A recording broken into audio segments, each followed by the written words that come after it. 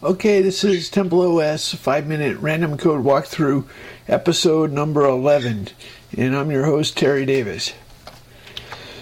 So let's see where God takes us today. Alt-B, and we are in, we're back in the back end of the compiler. This is where common library routines are stored. And this is IC This is one of the most common intermediate code library routines. Every time one of the other library code, one of the other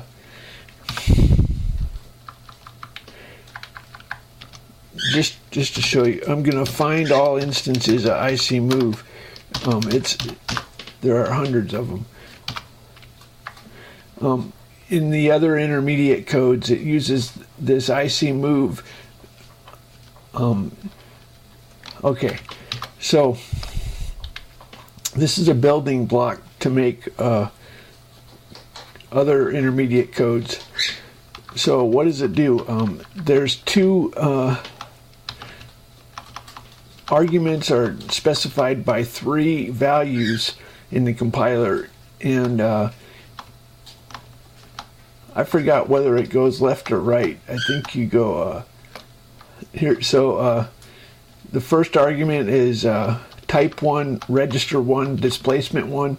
The second argument is type 2, register 2, displacement 2. And IP is the instruction pointer for in the last pass on the back end, you generate machine code, and the IP is a pointer to the current position in the buffer for your output machine code. So anyway, so the type, there are about 5 types. Let's see, there are 7 types. An immediate value, a register with a displacement, SIB, that's a indexed, that's a register with an index register. Then RIP relative, and or the stack. Anyway, so the move has to handle all those cases. It turns out these 3 cases are very similar, and anyway, so let's see what we have here. So one case is a move to a register. This is I think this is the destination number. I think it goes. Let's find out. I'm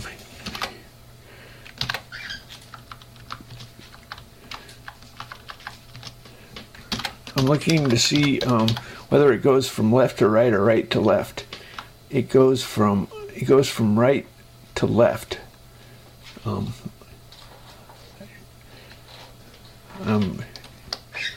Let's see. I just want to check one more time.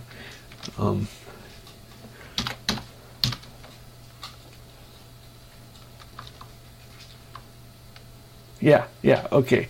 It goes from right to left. Okay. So so this is the destination. If the destination is a register, we can zero the register, or we can load it with the immediate value. Let's see where it handles the immediate value.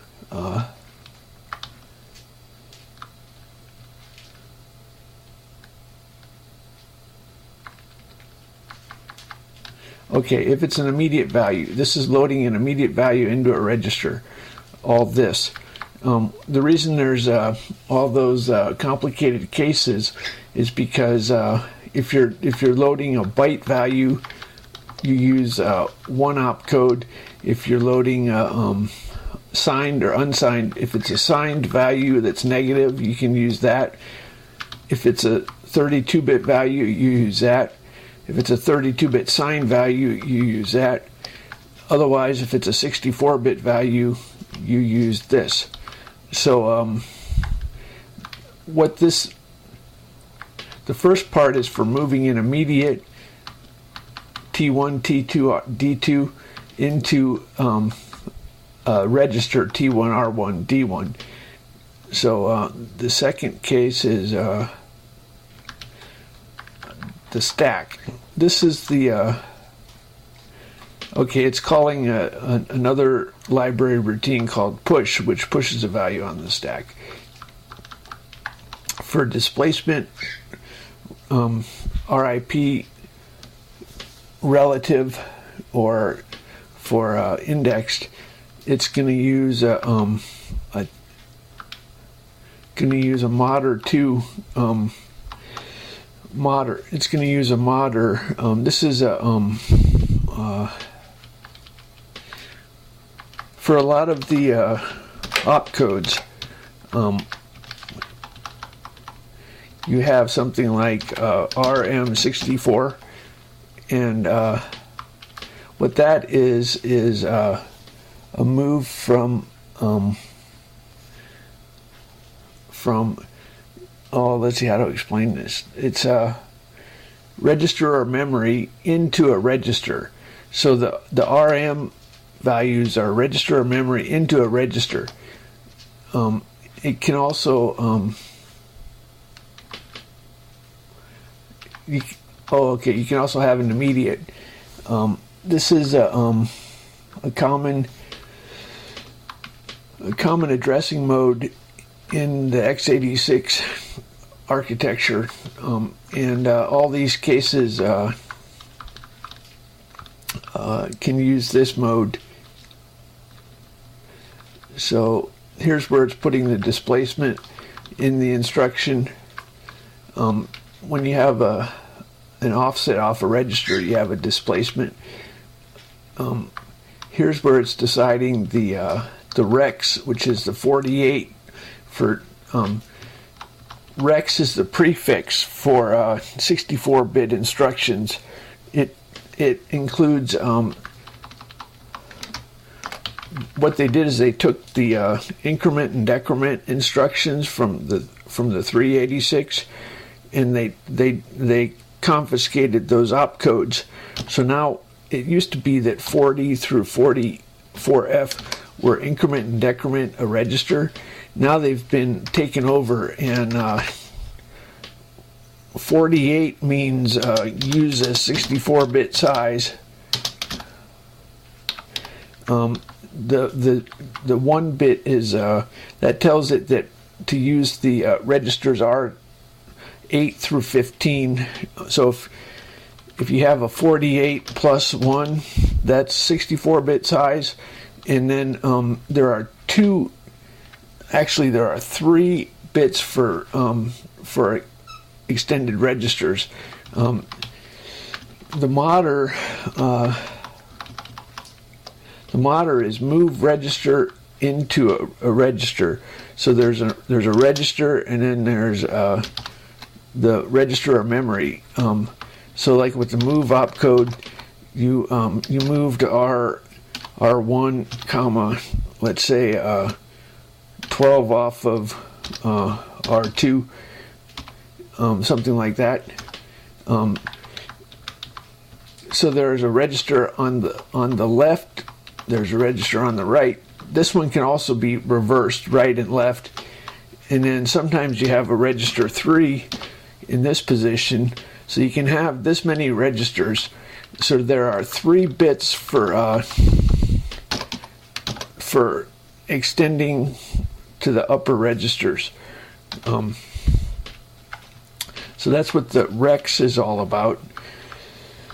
And RIP relative is an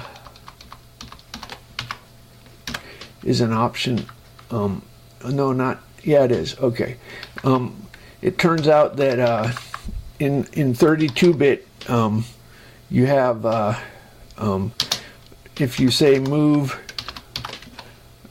EAX comma, and then you say a value, that's a constant value but in 64-bit, it turns out it's RIP plus a value. So they changed how that addressing mode works. Anyway, so this is what I'm talking about. This set IF code final. If you're using RIP relative, then you have to tell it to recalculate. This is past 7, 8, and 9, so it's not final because code can shift around, and if code can shift around, then the RIP offset can shift around. So this tells it to redo this intermediate code instruction because it's not final. Other opcodes can be finalized and then you can ignore them. But if it has RIP relative, then it's not final. Anyway, so how about that?